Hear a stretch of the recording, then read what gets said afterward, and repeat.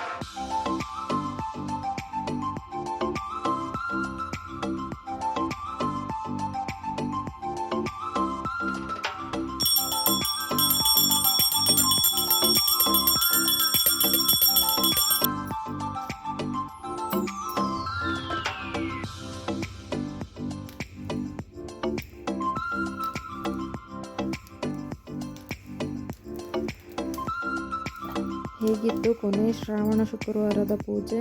ನಿಮ್ಮ ಅನಿಸಿಕೆಗಳನ್ನು ಕಮೆಂಟ್ ಮುಖಾಂತರ ತಿಳಿಸಿ. ಲೈಕ್ ಮಾಡಿ, ಶೇರ್ ಮಾಡಿ, ಸಬ್ಸ್ಕ್ರೈಬ್ ಮಾಡಿಕೊಂಡು ನನ್ನ ವೀಡಿಯೋಗಳಿಗೆ ಸಪೋರ್ಟ್ ಮಾಡಿ. Thanks for watching.